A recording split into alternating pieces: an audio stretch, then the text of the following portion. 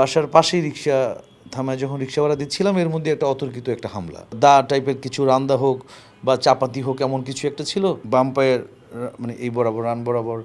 একটা কোপ দিল প্যান্ট সহ কেটে গেছে বর্তমান চলমান পরিস্থিতিরই আমি হয়তো শিকার হতে পারে ভুল হতে পারে টার্গেট হতে পারে সিচুয়েশন ডান দিক থেকে যে আসছে সে আসছে আবার একটা লোহার পাইপ নিয়ে ওটা দিয়ে এসে সে আমার হাঁটুতে মানে নন স্টপ বাড়ি মারছে আমি কি কোনো টার্গেটের শিকার আমি অনিরাপদেই মনে করছি অরক্ষিত মনে করছি মোহাম্মদপুরে এই এলাকাটাতে এরকম ঘটনা অহরহ ঘটছে আমার কাছে এরকমই একটা স্বাভাবিক বিষয়ই মনে হচ্ছে এটা যে আমি এরকম বর্তমান চলমান পরিস্থিতিরই আমি হয়তো শিকার হতে পারে ভুল হতে পারে টার্গেট হতে পারে সিচুয়েশন যেটাই হোক বাট আমার একটা ক্ষতি হয়ে গেছে ব্যাপারটা ছিল যে বৃহস্পতিবার রাত 11:30টার দিকে 11:25-26 মতো হবে আমি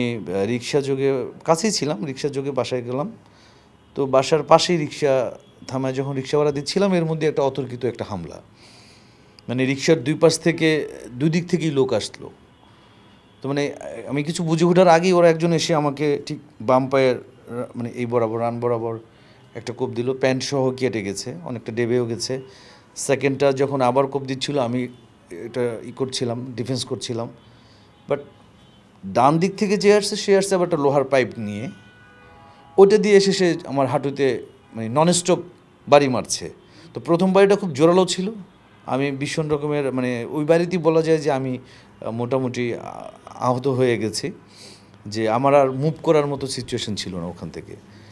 তো আমি তখন তড়িঘড়ি করে হাতে মানিব্যাগ ছিল মানিব্যাগটি ফেলে দিলাম পকেটে মোবাইল ছিল মোবাইল ফেলে দিলাম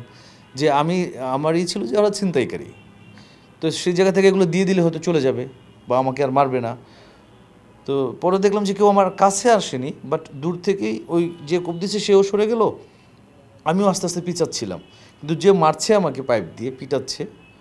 সে ননস্টপ পিটাচ্ছে মানে 7-8টার মতো বাড়ি হয়তো আমার এখানে হাঁটুতে লেগেছে বেশ থেতলে গেছে জায়গাটা উপরেও একটা মেরেছে তো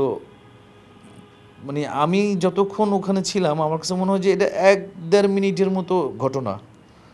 এই সময়টা ওখানে আমি যে মোবাইল মানিব্যাগ ফেলে দিলাম এবং আমার হাতে কিন্তু ঘড়িও ছিল এই ঘড়িটাই ছিল এটা মোটামুটি দামি একটা ঘড়ি মোবাইলের চেয়েও দামি আমি যদি বলি এটা বাট ওরা কিন্তু আমার কাছে আসেনি বা ঘড়িটা কিন্তু দেখা যাচ্ছিল যে আমি যখন বলতেছি যে ভাই সব দিয়ে দিচ্ছি তো তার মানে সে এই সিচুয়েশন মোবাইল যদি ধরে নেই ঘড়িটা যেহেতু খুলে নেয়নি তো তাদেরকে এইটা জিনিস যখন মনে পড়ে তখন মনে হয় যে এটা কি উদ্দেশ্যপ্রণোদিত আমি কি কোনো টার্গেটের শিকার এই আর কি ব্যাপারটা তো সব কিছু মিলাইয়া একটা ভালো আমি বলবো যে আমার উপর দিয়ে একটা ভালো একটা ক্ষতি হয়ে গেছে এবং এখনও আমি মনে করি যে এটা যে জোনটাতে আছি সেখানে আমার নিজস্ব বাসা এটা আমাকে যাতায়াত করতে হচ্ছে আমি অনিরাপদেই মনে করছি অরক্ষিত মনে করছি তো যাই হোক এরপরে আমি হসপিটালে শরণাপন্ন হই হসপিটালে যাই সেখানে আমাকে ওই কাটা জায়গাটা সেলাই পড়ে বাকি জায়গাগুলো ওখানে এক্সরে করা হয়েছে মোটামুটি যে বললাম যে ফ্র্যাকচারের যে রিপোর্ট এগুলো পাওয়া গেছে তো সব কিছু মিলে আমি আমার যে এরিয়ার যে থানা সেখানেও আমি একটা ইনফর্ম করেছি আসলে খুব অতর্কিত তো ওভাবে কী বলা যাচ্ছে বলতে আমাকে যে কোপ দিয়েছে ডেফিনেটলি এটা দেশীয় কোনো দা টাইপের কিছু রান্দা হোক বা চাপাতি হোক এমন কিছু একটা ছিল আর এটা তো দেখেছি ডান পায়ে যে বাড়ি মারছে এটা একটু মোটা টাইপের একটা লোহার পাইপ ছিল ওইটা দিয়ে আমাকে হাঁটুতে রানে হিট করা হয়েছে বেশ জখম হয়েছে এই জায়গাগুলো আসলে ওই সময়টাতে ওখানে আমি যাদের মানে কোনো লোক ছিল না যারা ছিল তারা সব ওরাই মানে 7 থেকে 8 জন হবে ওরা আসলে ওই জায়গাটাতে আমরা কিন্তু অ্যাভেলেবেলই এখন দেখতে পাচ্ছি যে আসলে কিশোর গ্যাং বা ছোটো ছোটো অল্প বয়সী ছেলে তাই আমার কাছে যারা মনে হয়েছে যে এদের বয়সও 20 থেকে 30-এর মধ্যেই হবে মানে এরকমই এদেরকে আসলে কিশোর গ্যাংয়ের তালিকায় পড়ে কি না আমি জানি না বাট এদের বয়সে বা স্বাস্থ্য টাস্থ্য যদি বলি ওরা আমার চেয়েও উঁচা না দ্যাট মিনস হচ্ছে কি এদের হাইট বা ইয়েটা যদি করি তাহলে এরকমই হবে আর কি যে